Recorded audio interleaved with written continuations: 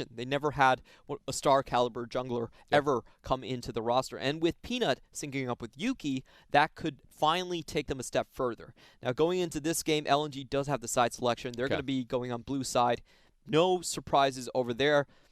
Kramer, even though he did get the Aphelios last game, playing very respectfully, banning away. We get Peanut's Lee Sin. That, to me, is exciting, and in the past has been exceptional.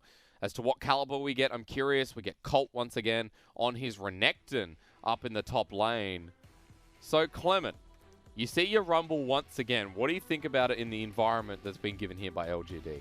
Well, I think against something like the Jarvan, it's actually okay-ish. Like, you can get away, and if Lee Sin hovers around you a lot of the times, you do have that 2v2 to straight up take the fights. And going into this game, I think both sides are going for a lot of skirmishes, but LGD, more on their part, they do have that first Drake kind of team fight composition going in. AoE CC layered from the Vayne, the Braum, and also the Rumble. Okay, so we got it again. We're going into game 2 of LGD and LNG taking to the Rift.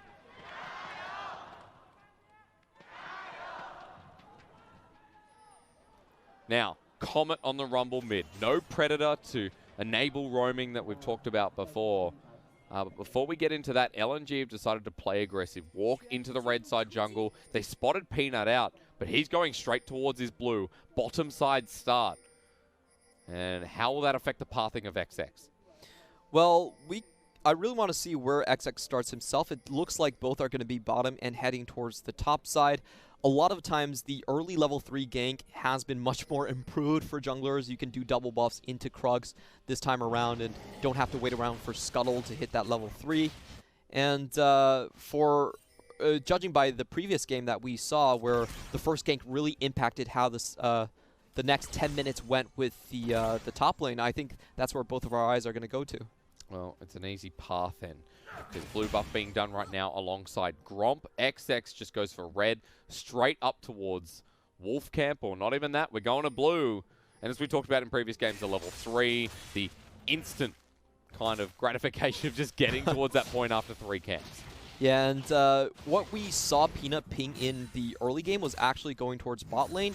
And this is something that, you know, is different about the ganking path as well, is that you can stay on the bottom side as a red team, get your level 3, and still help out with the gank over there. So that could be in the cards. We're already seeing Xiong set up for this gank. He didn't even go for the level 3, straight level 2. He's in perfect position, and he knows that Peanut isn't on this side of the map. He did have to flag and drag to get over the wall, so he's waiting for the cooldown to come back. Tuana's dropped a ward to scout out where Peanut could be. Now, this is worrying because XX might think he's here, but he's going for the gank anyway. And Colt has to dodge away. That's an instant match with the flash. Nicely done from XX, but he can't get the kill. Style points to add for the jungler. Double flash for LNG versus 1 for Colt. That's actually not that worth it coming in from LNG. You could see there was a little bit of communication error there. Flandre immediately turned back, thought that fight wasn't going to happen. And Peanut, with his more conservative path, is now going to have a sizable EXP lead. He can look to put some hurt onto Xiong after this. And remember, the wave for Flandre, I think, is actually pushing against him. We'll have a look in the top side momentarily. But Peanut now up here, going to be able to clear the Krugs, and he's just been farming away. So a slight EXP advantage is big for a Lee Sin in the early game. Yeah, and you can see the pings already going out. Flandre is thinking about exactly what you were talking about. He's at an HP disadvantage. His wave is shoving in. He does have a ward for it, but Colt can decide to freeze if he wants to in this position. Hasn't been spotted out. Flandre's still there. That's a big wave building up. XX has now been spotted coming in as well. But Colt does have the sustain available. Has the Fury built up too. Gets the ultimate stun. But it looks like Peanut might be backing away. Yeah, the wave's going to crash, so there's no real reason to be here anymore, unless the combo is going to come out from Xiong. Are they actually going to risk it? Lee Sin is in place. Peanut walked away very far, but now he's back in range. The safeguard gives him a shield. XX too far forward, but does manage to get first blood. While now Flandre getting chased by Peanut. The safeguard behind with the ward. He has Conquerors available. Yuki is coming up. Now Peanut just needs to survive from the Aatrox. Flame Spitter out. You should have the Electric Harpoon, but that was a great cue. They want to flash. They want to commit. They come in for the cripple. Flandre forces his flash out. Almost gets the least in on the way out, but he survives. Well played by Peanut. Just the red buff keeping him alive in that scenario. Flandre dragged everything into his large and incoming minion wave to make that almost an equal trade, but sadly, in the end for them, they couldn't pull it off, and that was what I was talking about. I felt like the early double flash trade when Peanut was already pathing towards the top side wasn't really worth it for LNG. Yeah. Imagine if he had the flash there as well. Would have been able to match, could have traded, and could have been a very different story. Lee Sin gets the kill, Jarvan gets the kill as well. Both junglers are on the board, but the difference here is that Yuki walks away with a kill, back to his lane with a blasting wand, versus an amplifying tome for Maple. And also on Lee Sin items, that's double longsword versus just the boots coming in from Xiong as well. We're going to see Peanut play a very aggressive game this time. He's going towards the bottom lane. Level 5 here on the Lee Sin. Doesn't have the boots to walk in just that bit quicker. Kramer's low. Bottom lane's pushing in. XX has had to match, but is a level down. See, it's just making sure that Peanut doesn't get an easy pathway into the river. He's starting Dragon. If he's spotted here, he's dead. Well, this is mainly based off Zoe's position. You can see that because Yuki roamed early, he doesn't have any lane control now. True. And that should be the Infernal. Okay. XX takes it. Infernal to kick us off. Next is Mountain, so my favorite, we get the Ocean or Cloud, which in my opinion is the absolute best in the game right now. For sure. The Ocean goes through taking damage right now. It's like, it still regens you. Regen plus like the on-hit health repair. Yep. We'll call it. The Soul is very good. And also the Cloud Drake just functionally changes a lot more champions than I would say the Infernal or the Mountain actually does. Yep. The movement speed on ultimate. Now, speaking of movement, Yuki was making his way down. We got a quick look at the trading here from Flandre, who might have just forced Colt out for the time being, or at least towards his Krugs. Yeah, this is one of those unfortunate semi-RNG moments that you see happen in top lane trades a lot of the times. It's the wave basically pushed in, no TPs from either side, and Flandre gets to freeze for a long time. And unfortunately for Colt, no one was then there to get his lane back for him, and he's facing quite a large deficit. It's lanes going back and forth here that have piqued my curiosity. It's Kramer now pushing out the bottom lane in the Surundwan, which was once dominating them earlier in the game. Peanut's nearby as well, so they have to play it safe. They have to play it respectful of the Lee Sin, who is soon to be level 6. But Flandre is going to kill Colt if he gets pulled back in. Luckily, Infernal Chains don't connect, but Colt has to back. Yep, and LGD should still be looking for their opportunities for Yuki to join this team fight in the bottom side. They have stopped the backs multiple times on the bot lane. Wow, that is such a massive advantage coming in from Kramer and Chance. Yeah. Asura was trying to sing his back long before this wave. Probably 2 waves ago, he was trying to call for trying to do a recall. He's able to finally back. Small token is that he was able to pick up the BF sword, but that wave is denied. Bottom lane is going to reset as well. And that is a Cutlass picked up first here by Kramer. Giving him a lot of sustain in that lane. Blade of the Ruin King build still seeming to be the favored build despite the poke buffs that we've seen. We have seen, I saw Deft play a lot of the Comet and just kind of poke Varus. Is that the lethality Varus? Yeah, the lethality. Yeah. Actually, the Umbral Glaive is very good when you're doing that. Did he build Sanguine Blade at all? No. You don't really need the lifesteal. The attack speed with that. But clearing out vision is great. True. We saw an Umbral Glaive on Ning in Game 2, I believe, as well. Out of the IG FPX series. Now, Peanut is doing the Rift Herald. LNG is pushing their bottom lane, but look at the top side. They've gone for a complete swap. They've prioritized the Rift Herald. After Peanut picks it up, remember, he's level 6. He can make this dive happen. Flandre, paying respects, has to leave now, while LGD looks for the first turret. And this is the overstacking problem that we were talking about. Because Herald gives true damage to towers, you can melt through Bulwark, while it's actually very difficult for the 3-man for LNG to push this. If you're not doing over 1650 damage onto a tower, you might as well not be there. But I will say, to add to the mix, have LGD use this too late. Turret, push down, maybe not. I'll take it back. I guess the bulwark does come into effect there down in the bottom lane, Clement. Yeah, and this is what I was talking about. You always want to look for those opportunities to overstack with Herald and trade sides on the map because you are going to come out so damn far ahead. True. They got a second charge off it as well. It cleaves through the rest of the turret and it's almost dead. Flandre is now sticking around, and they get it. Two towers for nothing. That's right. Maple will land the trouble ball, but it's onto the support. Flandre to go in. Now the ultimate landed back in here for the 80 carry. Peanut looking for the kick, finds it onto Flandre, but LGD are dangerously low. It's Peanut, then Dwan to die. Flandre has healed enough to re-engage. LGD one by one. They look to fall. Yuki now stacked on top by Flandre, and this has gone horribly wrong, horribly fast. And I have to say, LG actually opted into that one. that they did. They did turn around and think that they could get the insta-kill onto Flandre, but, you know, better calculations on Flandre's side. He didn't actually get hit by the Sonic Wave coming in from Lee Sin to execute him. And, you know, all that talk about great macro play, well, it doesn't really apply anymore. It's thrown out the window, you could say, Clement. And Colt being here is way too far forward. Has no Dominus. Here comes a flag and drag. Cataclysm is available, but they opt not to use it. Instead, getting the pressure mid. Top's already naturally pushing out. LNG through the lanes now have a 2K gold lead when they got smacked a couple of minutes ago. Yeah, and just to watch this play develop again, let's see if Chance was actually caught there. It was a turnaround coming in from LGD Kramer, and they did think that they could take this fight. Great off with. Yeah. Just decimated them there, catching everyone. Got a 3-man with the ultimate. But when you fight with an Aatrox with ult up, a lot of the time it doesn't go how you like. People really underestimate the lifesteal that guy still has. He's got a Black Cleaver now as well. Yeah, that was a very disorganized turnaround. That was a 5v4 from LGD where they expended double teleports to try and close on the deal. So about as bad as it could get in terms of a team fight. Okay, gonna point out, remember, with the Dragons, I like telling you which soul works for which champion. Flandre presses ult with a Cloud Dragon soul, and he flies. He literally flies.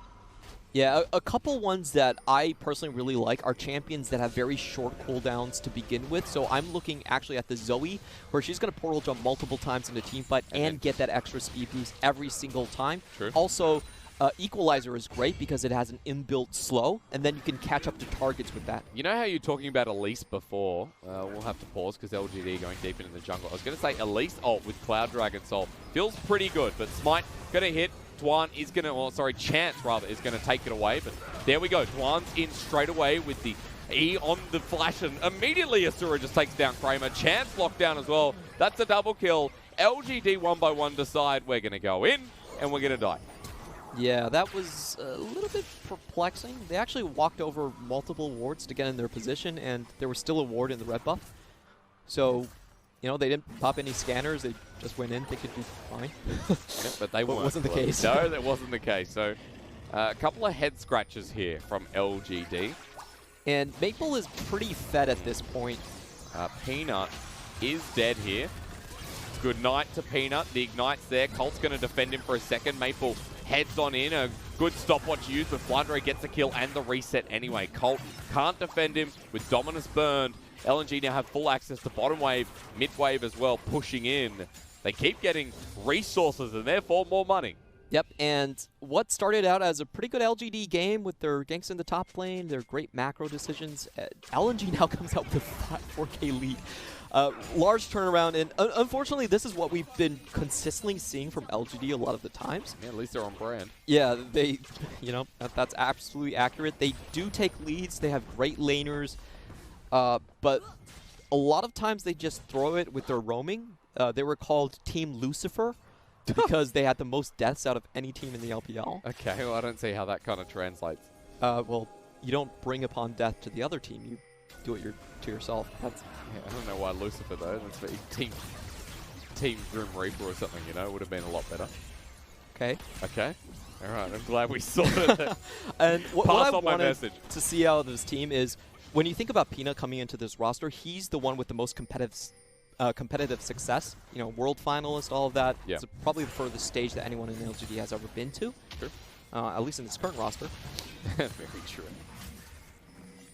Clement, I know you're pausing because Peanut is looking for Flandre, but at this point, I wouldn't recommend it. Flandre is just destroying Colt, he has no who dominance. now has no health. Going into World Ender, here comes the equalizer. Colt is low. He will survive thanks to his team, but they come close. While LNG run it up mid lane, they're going to trade off, and they're even going to look for the 80 carrying Kramer. Too easy here for Dwan. Yeah, that was Flandre just outplaying 4 members from LGD. He doesn't get the kill necessarily, but look at how that bulwark works for the bottom tower. They still can't get it. Maple's going to get a turret as well. Colt's still there. Oh my. Okay. Eventually, the 1 turret for a trade in kills and 2 turrets and the Herald. LNG, I think they're telling us something, Clement. They're telling us we might be going to a game 3. Definitely seems that way, and I really want to see who's going to emerge as a new shot caller for LGD. In the previous iterations, we saw PYL was the main one. You know, he's been with the organization for 7.5 years. Yeah, he was his loss basically marked the end of any of the remnants from Season 5 of LGD, where they reached their heights in terms of international success. And the question is, who's going to show up on this team and really install discipline, install consistency and shot calling to this roster? It's a new generation, isn't it? It feels like Yuki is now kind of the OG in not really a literal sense. You know? Like, Yuki now has the most experience on this roster. Yes, he's and then Kramer. seen some stuff He's on this roster. seen some things. He hasn't he just? But it's a new generation. The question of whether Peanut's going to stick around, whether Kramer will develop with him as well. Because again, on paper, LGD looks great. That's why you and I both ranked them very highly, just under Vici Gaming. I believe I ranked LGD still below LNG. Oh, did you? Yeah, okay. I had faith that, you know, experience and shot calling. Okay. Well, we'll talk about that in a second, because that's going to be the inhibitor turret taken down. Flandre gets a double knock up there. Solar Flare locked on down, and that's bullet time, baby! LNG do it again. And Chance is not going to get another one of those to walk in range of the Zoe. LGD are down a member. They're down an inhibitor. This is looking pretty good for the new Suzhou team. Yeah, and I was a little surprised there that LGD didn't actually use many of their ultimates to try to prevent that. The equalizer was already down, and Chance didn't use his ultimate to stop it. They just kind of watched LNG walk up to them. So a little bit unfortunate right there, and I feel like this is speaking about the level of difference. LGD is coming in with 2 new talents coming in from the LDL, and LNG are definitely, through this series, the more cohesive team. Oh, I mean, Asura and Dwan have been now together for I'd say an extra split on top of that, because remember, Dwan did come from Vici Gaming at one point as well, previously known as Caveman, if I'm not mistaken. Yep. And Asura was playing with him for the tail end of the split as well. Maple coming from Suning over from the LMS, but the whole year there, XX was on top Esports for a good while. And Flandre is the franchise player of LNG, so in terms of raw experience, LGD are outmatched in most of their roles. I really want to see Flandre come with his solo queue unique pick. Yes. He's got that pocket Yasuo. Oh, okay. Yeah, he's been spamming it super hard in solo queue. It was banned against him. Maybe that makes more sense I now. actually think he banned it himself. Yes, yeah. to stop himself from playing it. I don't want to go 0-10 this game, just in case. A lot of self-discipline from a Yasuo player. Well, he's been around for a while. 2015 Spring, if I'm not mistaken, on Snake Q. And Flandre, this is going to be his 5th year on LNG/Snake. That's a very long time. Now he's going to be tested by Peanut. That's a good flash kick as Chance locks him down. But do they have the damage to take him down? Flandre looks for the turn. The Sonic Wave into Resonating Strike over the wall will eventually kill him. So that's a decent pick. But LNG are always trading this game. Now towards the top side, they found the inner again. They're pressuring towards the inhibitor turret. Yuki has ult, might just have to burn it. This is the turning point for LGD. If they can get the team fight here, they could reverse what's happened so far, but LG's not going to give them such a chance whatsoever. You can see the pings immediately back off. Playing it safe, playing it smart. This is an LNG that fills you with hope for the upcoming season. We've got a 6K gold league, Clement, and it's time to check in on items as we usually do. Because an Infinity Edge on Asura with the Essence Reaver, good combination, a powerful combination at pre-20 minutes in the game. Yeah, the Misfortune doesn't get a lot of base attack speed, and also you get extra attack speed just from your W. That's so right. You don't see a lot of Misfortunes actually itemizing into many Zeal items. It's mainly been the 2 crit items straight off the bat. You want to spam your Qs, Essence Reaver, go into the IE, and that is a Xiong style of cast shot calling if I've ever seen one. Yep. If you listen to his mic checks, he's one of the most angry shot callers, but it's very fun. You know the team is on the same page when he's doing it. We gotta do a mic check, a bit of content I think this year, Clement. There's a lot of good stuff going on behind closed doors, or rather behind the English closed doors. I love that we're still doing Harbin as well. Flash there for Solar Flare from Kramer. Big summoner down once again. It seems like every time Kramer has Flash, he has to burn it this game. And Colonel, oh, he's thumbs upping this time, Clement. Look at that. Colonel is LNG bias. I don't know what chicken they serve in Suzhou. Yeah, I'm just reading off the stats on the right-hand side. Please this is win contribution. Hang on, pause. Let's go. Who's going to die this time? It looks like Peanut with a Cataclysm. And at this point, Flandre can just walk right on in. Jungler down, Baron up. LNG say, what's for dinner? Apparently peanuts. Apparently KFC, Clement. LNG might actually find another pick here. Chance has walked right on in. Going to be slowed down. The World Enders there. They might actually find the game-ending fight. Going to be locked down. Smacked again. This was easy for LNG. Yeah, nothing really to check coming in from LGD whatsoever. They're basically living on a prayer at this point, and LNG can do this over and over again. I really don't see how LGD come back in this one at all. Well, Clement, they are halfway there if they are living on a prayer. LNG going to start the Baron up here. And LGD are nowhere near. Peanut has just respawned, but if he looks to steal this one, Dwan and Maple are at the ready, and that Trouble Bubble was too close for comfort. Maple will have to use his fake flash away. Dwan onto Peanut immediately. That zones him away. LGD can't get there in time. Baron secured, and even at half health, they want to take the fight. That's Solar Flare again. They turn onto Colt, they turn onto Yuki. That's a great equalizer, though. So hold the phone. Peanuts jumped in. He kicks away XX. Colt onto Maple too. LGD's last hurrah is actually more of a hooray. Maple's going to die as well. And Baron for 2 deaths. Wow, very good combination there from Yuki and the likes of Kramer. So you saw the equalizer being dropped right on top of a stunned up Flandre. He was rooted on that flaming path, goes down immediately. They split the team fight and chased down Maple too. Inhibitor going to be traded here though, Clement. There we go. Yeah, this is big for LGD. If they can deny the Dragon Soul for 5 more minutes, it's going to give them so much more time to scale up. XX doesn't care. He's in straight away. 2K is the Dragon. And look, Dwan and Asura are coming in red hot. Colt there behind as well. Cataclysm onto Kramer. But it's a 3 versus 4 for now. Peanut jumps in once more, but Asura's already killed their AD carry. Chance is going to die alongside their jungler. LNG are getting fed right now. It's so cheap, and they love it. Asura can't catch the last member, but that means Dragon Soul goes right over to LNG. LGD never said no to a fight most of the times. No, they do try to deny the Dragon Soul there. I love the teleport onto just the flag coming in from XX, making sure everyone's there. Flandre just mopping up the remnants of LGD. And I don't know, like, I just don't see what LGD can do at this point. No, you know? This is the old probably go next at this point, the miracle fight. Well, who's going to start it off at this point? 1 inhibitor's down, another in the making in the mid lane. Baron buff doing its work. Peanut looking for a play. But what can he find? Look at the top side. Flandre split pushing with the Baron buff as well. And LGD have to look 2 ways at both. At once, excuse me. Equalizer comes down. Yeah. See, at this point, you can see my impression, Clement. It's the equalizer. Wasn't used well. That could have been the last time he used it. Flandre towards the top side. The wave is going to crash very shortly. And that turret's going to go down. The 3rd inhibitor as well. They're going to dot the I's, cross the T's here in game 2.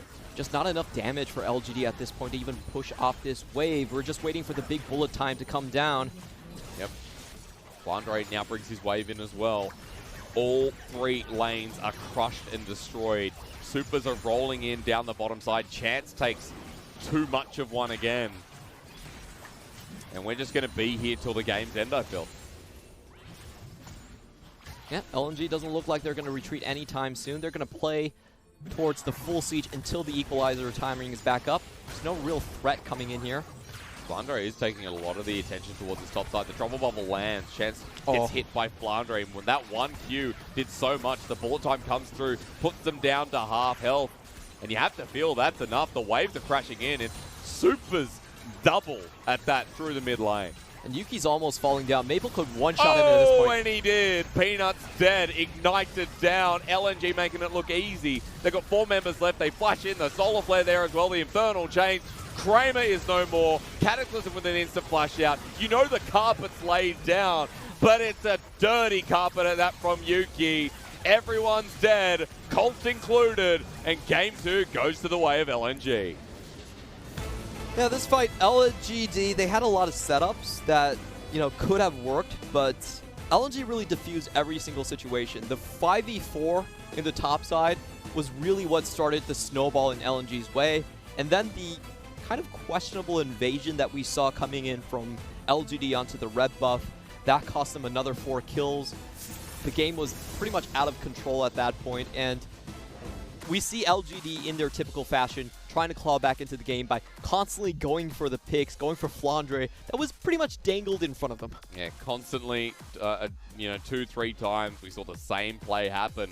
The only time LGD had a hand in that game was, look, that little dip in the graph in the middle, and that's pretty much it. So for LNG, you have to say, on the positive side, that looked a lot cleaner, a lot better out of the newer squad. What we kind of expected with names like XX Maple alongside the already LNG roster.